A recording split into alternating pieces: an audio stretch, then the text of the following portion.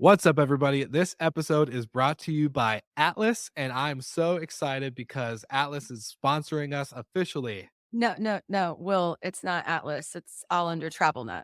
TravelNet, Brandy, no, Travel. it's Track. No, guys, Atlas and Track are part of TravelNet Solutions. Did you guys not read the media page? Well, the next ad read on the media page says resorts and lodges. So, Resorts and Lodges is also part of TravelNet Solutions. They're all together. That makes so much more sense. Doesn't it?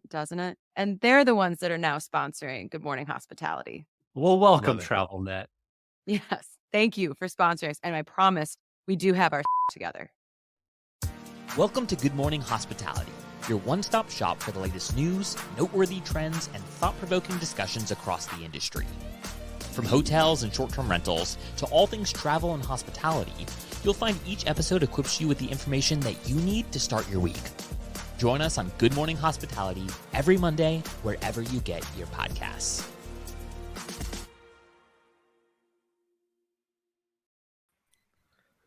Good morning, you two. Good morning. Good morning. Happy like Monday. Happy Monday. It's like being back in Vegas, the three of us. Made it. I know. Oh my God. Yeah, this is the first time it's been just the three of us since then. That's crazy. Yeah. Good old Michael Golden, for anyone who's on the live. He is in Scotland right now. That was a horrible attempt to an accent, but he's in Scotland. And he's, he was, I think, able to join, but I don't know if it would have been beneficial if he joined because he would have been so busy and there have been people around. So, yeah, good call to just keep the three of us. And welcome, of course, Jamie, back from Costa Rica. How was it? It was great. First vacation in a while. Left my computer at home. Stayed at an amazing boutique hotel. Stayed at a short-term rental on the coast. Like, man, I love hospitality. Actually had this stayed at this place. A shout out to Jennifer at Canopy Tree Houses in Monteverde. Didn't expect that I'd get into a pricing discussion with a hotel operator, but I feel like I can't help myself when she I haven't raised rates in 7 years and I'm thinking about that I need to increase my ADRs. I'm like, let's talk about that. Yeah. Jamie has a seizure. Did she know that you were from AirDNA? And no. Did she know who AirDNA was when you told her? No. Oh, man. She had like 7 tree houses in the woods and like they were just awesome. I was like, let's talk through it. And like a website from 2008, not on any OTAs. Like, wow. Like she's like, my occupancy is just so volatile. Like I get some bookings, I don't get others. Like I just go weeks at a time without a guest. I'm like we need to get you out there. Like, yeah, dynamic pricing. Let's go. That's wild. Well, shout out to her, and hopefully she takes that advice. I can't imagine a treehouse would be hard to get booked. So and then took the son to Monster Jam yesterday when we got home. So if you've never been to Monster Jam, man, that was my first time. Quite the experience. What is Monster Jam?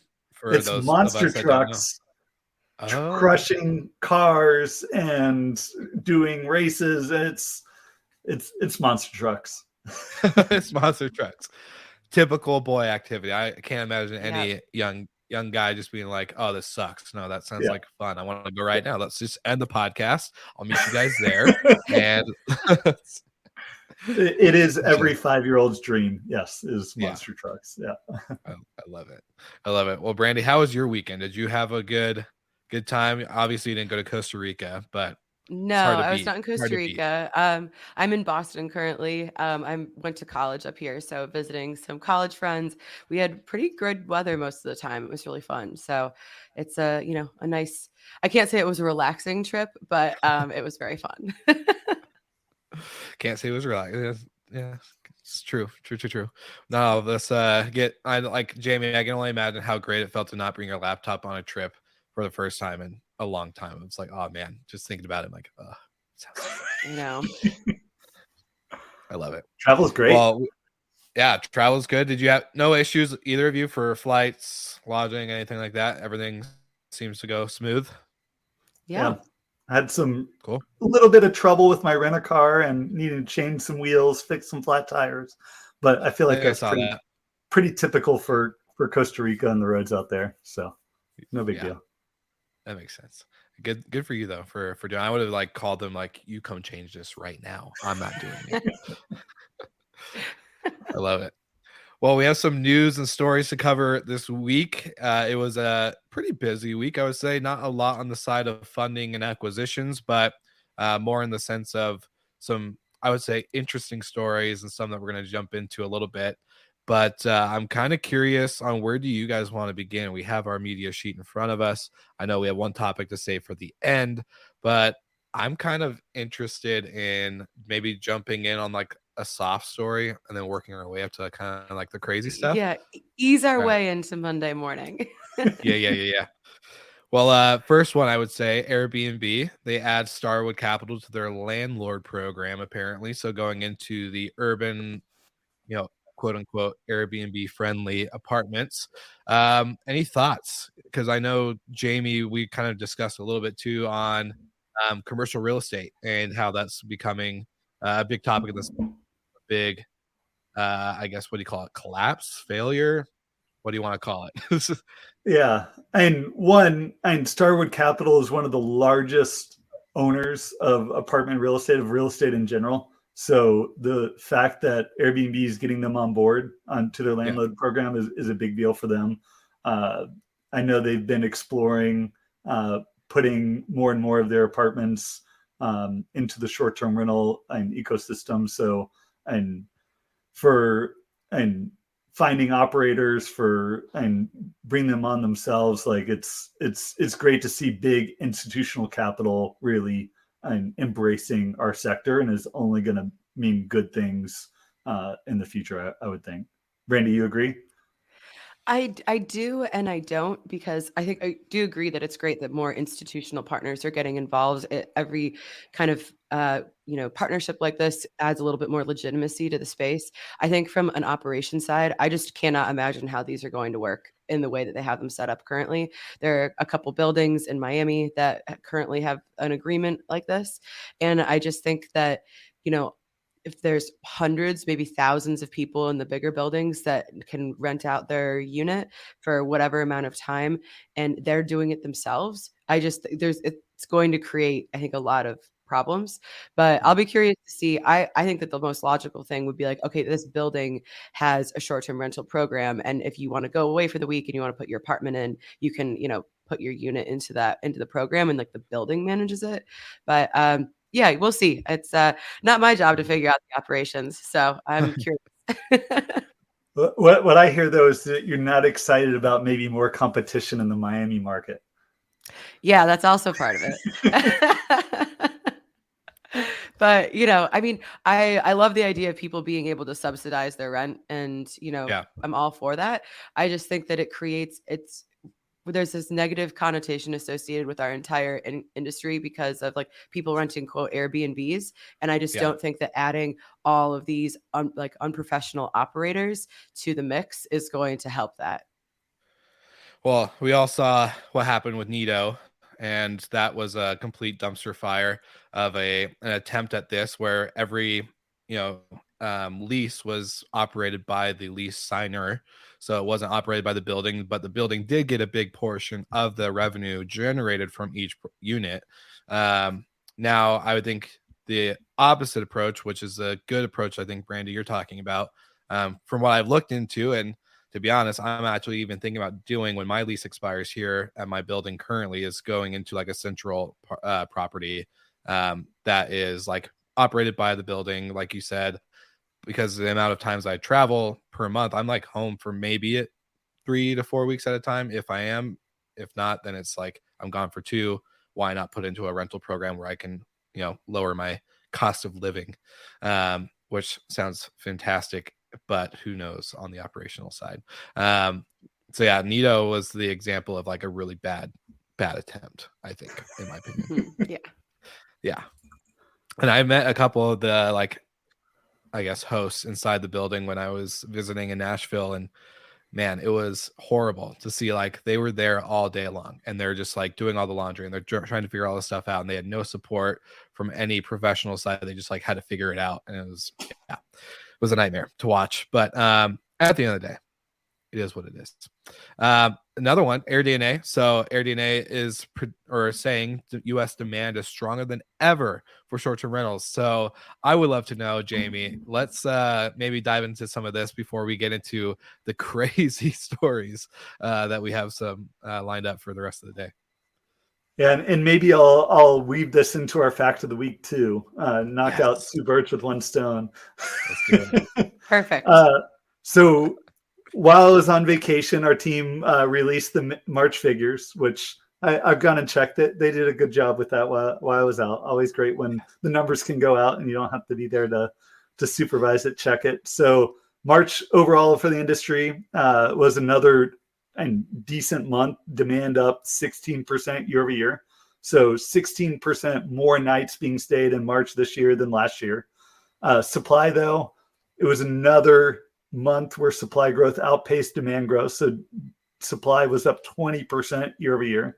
Brandy, I see you shaking your head like, yep, supply's up 20%. Yep.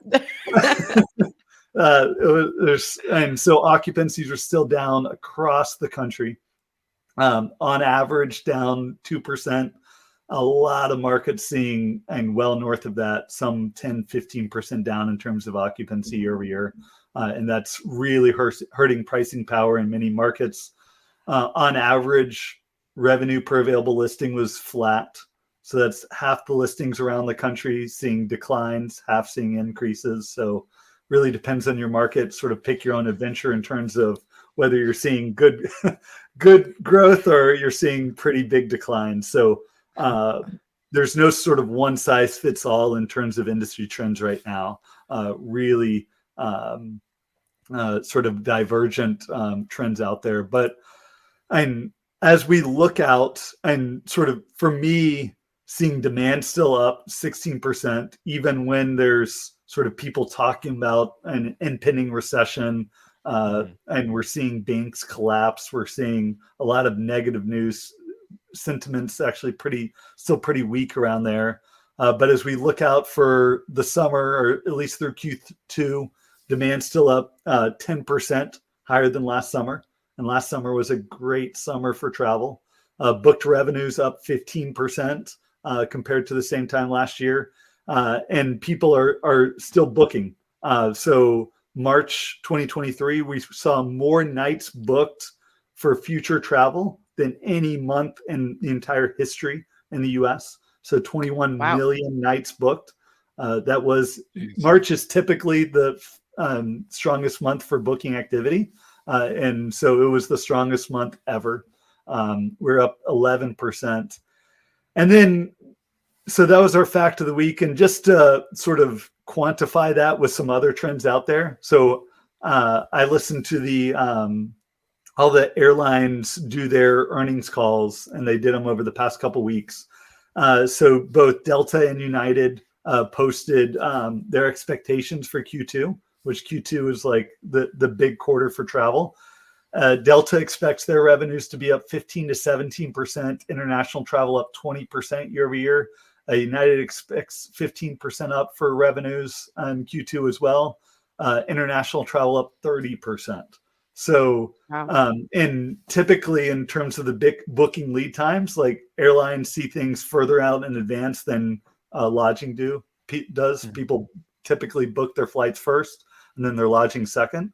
So the fact that all the airlines are expecting summer travel to just 15, 20% up, I think that sort of cements that we're in for a sort of a strong summer in terms of overall travel. Well, I hope you're right. I'm like, yes, I love that. Well, it's like, because we're also talking about, the lack of business travel coming back, right? And the number one reason I think we're seeing is because the cost of travel is so damn expensive now, especially with flights. We were talking, for the three of us to go to Barcelona, it was $6,000 for our flights, and that was insane. Like, just to book, it was like $2,000 a piece. Like, I've never paid $2,000 for a flight in my life. So the fact that it was, that much to go for a week, which granted is like a little bit of a longer time, but still, anyways, the amount of business travel conversations about like not coming back versus just leisure travel being a boom this summer is really interesting, because I wonder how many people are actually classifying, and I hate the term leisure, but like how many people are actually classifying as like, oh, like, I'm bringing my family, but I do have a whatever type of meeting or client dinner or some kind of business tangled in it. It would be interesting to find out like if they're really leisure travel, bookings or whatever you want to call it, trips. But yeah, I'd love to know your guys' thoughts. Yeah, I mean, the business travel that I think is probably going to stay more depressed is the kind of general commercial, like send everyone everywhere for any kind of meeting. You might have done that before without really thinking about it, especially maybe at bigger corporations. When a bigger company decides to really scale back on that kind of travel, that impacts like other companies of that size. So like, for example, I mean, they wouldn't do this, but like if Deloitte was like, okay, we're not sending everybody all the time, that has a much bigger impact. And I think, now you can always ask like, okay, can this be accomplished on a Zoom call? And, maybe you go out once a quarter for like the big meeting or whatever. Like, I think I don't think we're ever going to see the return of such aggressive and kind of like willy-nilly business travel, especially if things are getting so expensive. And maybe I hit on the positives. Business travel is booked much shorter in advance. Like business travel, it's usually like 1 or 2 weeks. Business travel is usually one of the first expenses in corporations to get cut. And I'm already starting to hear from corporations doing travel freezes of non-essential travel being cut back on. And that can have some major implications, especially for hotels, as they're much more business travel centric than short-term rentals. And that's a big risk as we look out over Q2 and Q3, which are big periods for obviously business travel. And if there is some economic weakness, and the major economic forecasting shops are still forecasting a recession starting in Q3. So there's a big risk there. And even if they don't start doing major layoffs, but that they cut back on travel expense, and that could be a detriment to our sector. Yeah. Damn.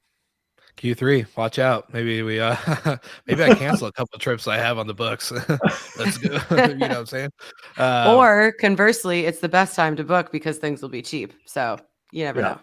and sort of backing up the affordability thing that Brandy was talking about, we are seeing some pushback on terms of the high rates that both hotels and short-term rentals are seeing now. So maybe demand's looking strong, but if you want to sort of maintain that and dropping prices 5-10%, it might be what's needed to sort of keep occupancies where they're at. So with the increased competition that's out there with all the supply, and that could push price wars out, and you're having to compete more on price to get the guests at your property.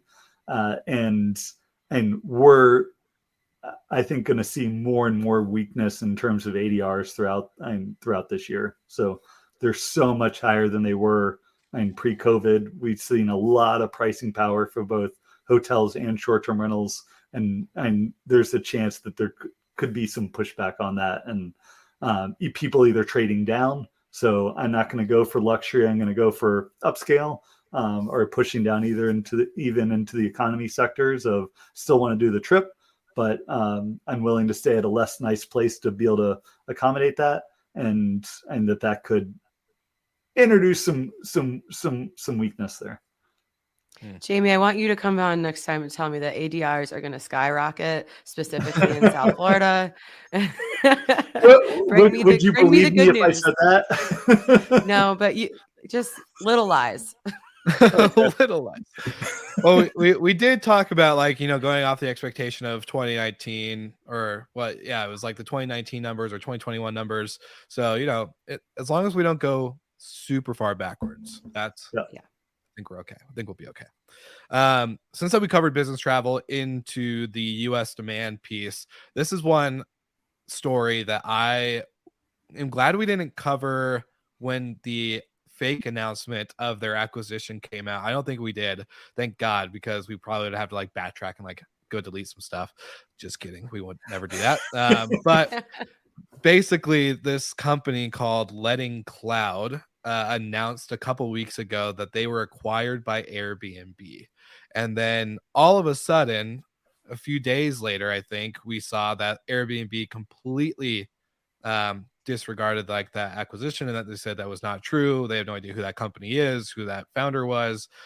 And then to add that on top of their what do you call it, the decline of the actual acquisition, they said that, you know, we had nothing to do with it.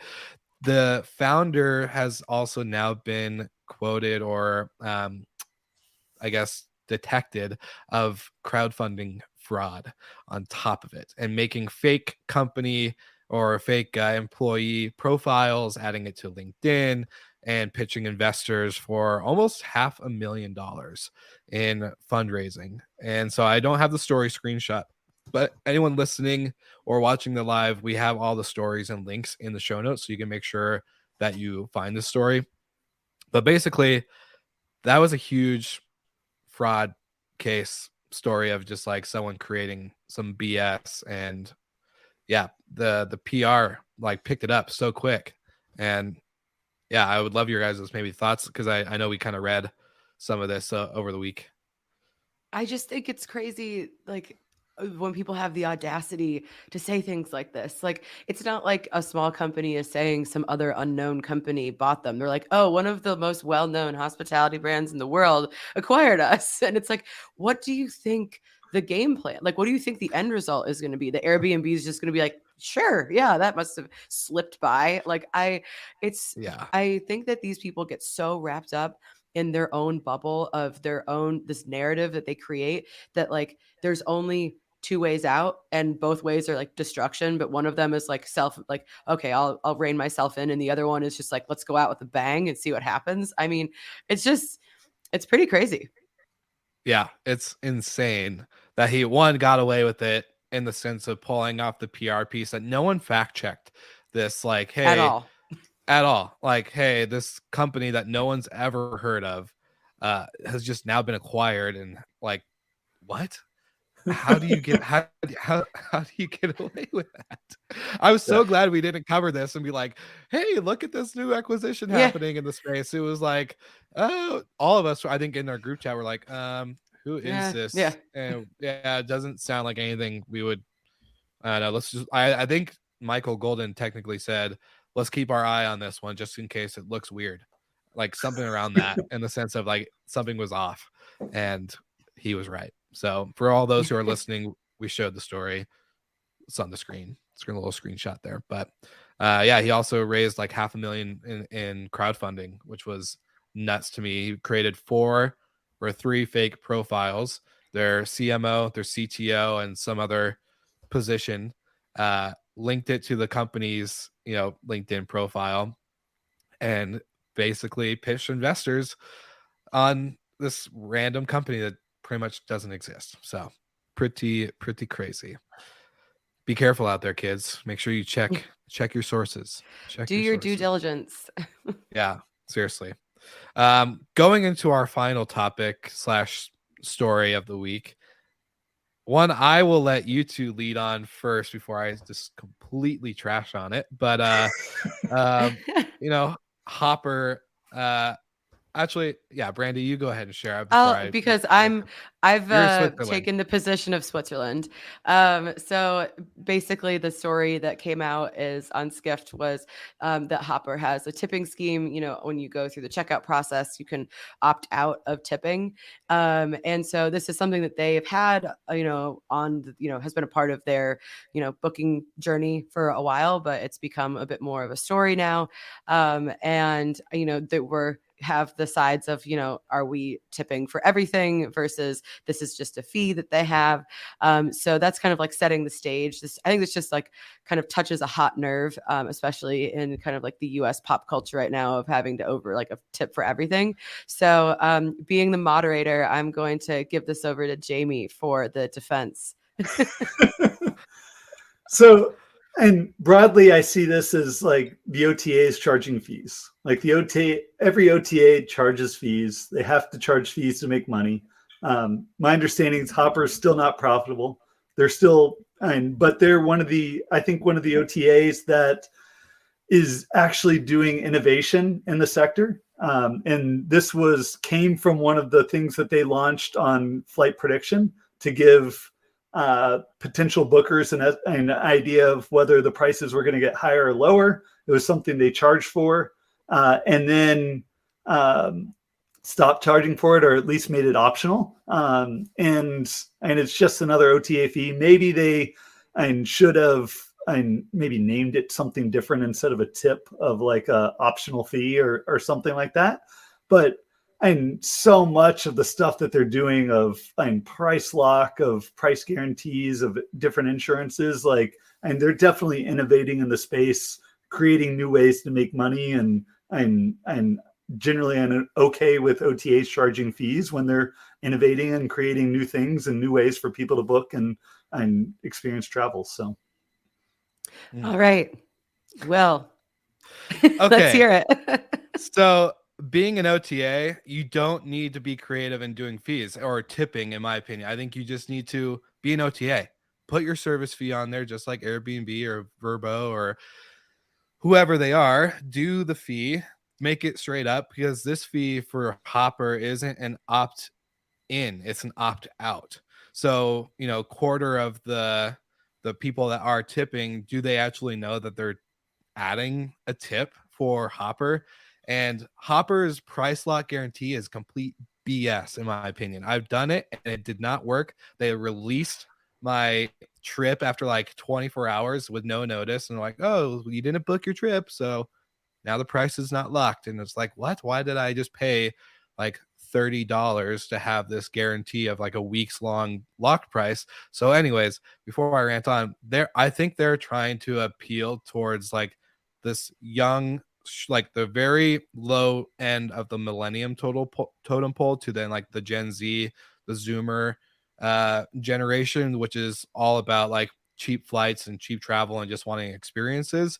Where I think if they really are wanting, like, their prices are no different than going on Expedia or Booking.com, in my opinion. I don't see much of a price difference, and if there is, it's so minimal that it's not worth, like, why would I, okay, $10, it's not going to impact my trip budget, versus if I book with someone who I have loyalty with, which could be Expedia with their points program, or Booking with their Genius program, or anything like that. So I think, just be an OTA, stop trying to be creative, and this tipping culture of, tipping for unnecessary things is just so out of hand, where if you turn around your iPad and make me tip you for doing your job, sorry, it's probably not going to happen unless you really did connect with me and do like an outstanding service. Outside of that, I think tipping is just getting way too crazy right now. Rant over.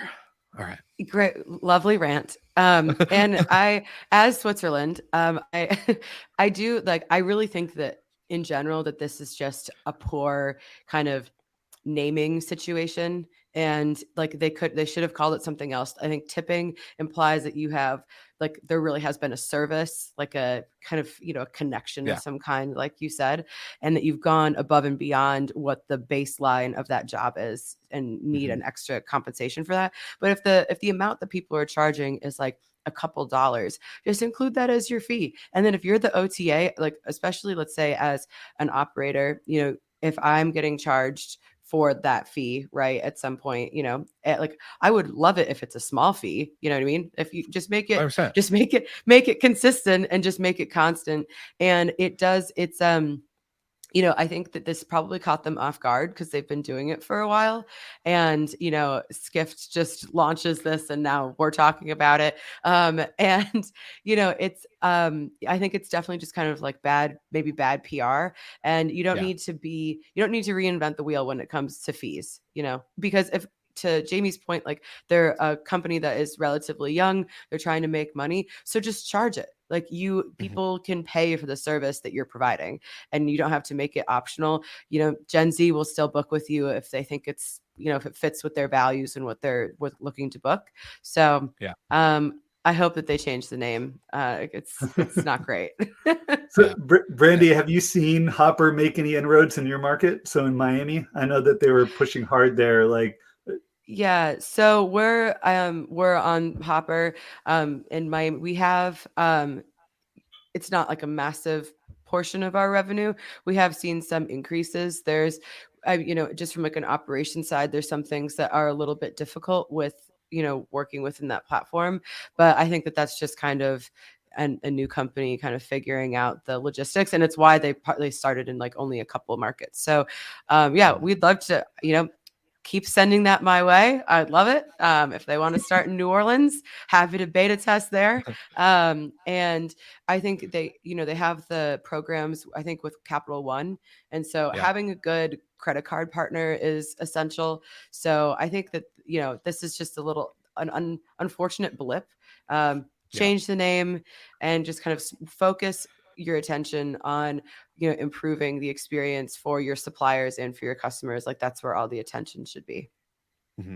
I think they raised a big majority of their funding from Capital One, and then so to kind of give some context too, when I booked that locked hold price, it was through my Capital One rewards, and it was a whole thing, and like it was not the best experience, but I think if they could, like I agree with Brandy. I'll be a less dog on them for a little bit, in the sense of if you do just provide like a really good service, I'm happy to use the program.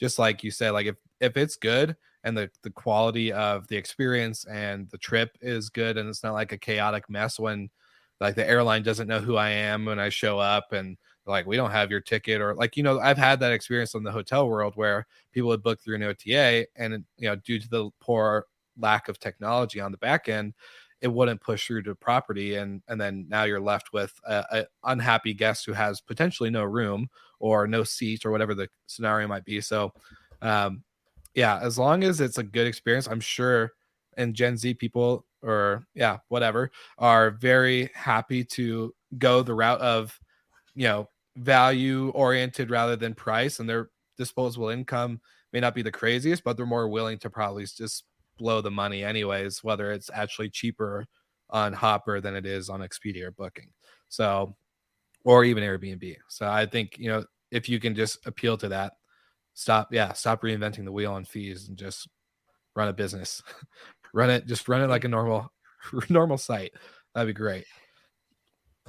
Anyways, is that enough ranting? Hopefully the listeners aren't going to be like, wow, Will's a douche.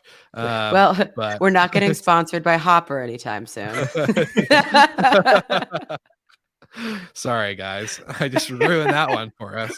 Hopefully Capital One maybe will come in on that. Just be like, hey, we got to backtrack that a little bit. Well, anything else for the sake of the episode? Or I think we're a little over time, but we still got a couple live viewers on, so maybe just any closing thoughts for you guys? No, I am really interested to see, like, if in a couple months we can look back with Jamie's prediction of, like a strong summer. I'm very hopeful, although, Florida doesn't necessarily have, or Miami doesn't have strong summer months. So if that's true, I'll be very surprised pleasantly. But I am curious, like, sincerely about what the ADR growth or lack of growth is going to look like for the rest of the year, because we still haven't seen kind of like, I think we've talked about how this is more of like a normal year, whatever that means. So it'll just be interesting, I think, kind of at the end of the year to reflect back on whether these predictions were true or not. Yeah, and great plug. I just committed to speaking at the Skift STR Forum in New York in June. And we're going to be launching our latest forecasts there. And we're going to break those out in a bunch of different ways. So that's going to be a fun one coming out that I'll be up in New York for. Awesome. Very excited. Hopefully I'll be able to attend that next year if they do it, but it sounds like a good conference to attend. It's just so many of them, and talking about business travel. I don't know. Are we gonna hold on there for a second? But yeah, very excited. I'll be in Miami this week. Brandy and I get to hang out a little bit, and then get to do a special project that I can't share the details on, but it's gonna be fun. Can't wait. Thanks for everyone who tuned in on the live, and if you're listening on the replay or on the audio side, we of course appreciate you. Want to make sure that if you like any of the stories, or if you have any suggestions on more topics to dive into, we would love to hear from you. And then of course, make sure you like and subscribe, and we'll see you all again next week.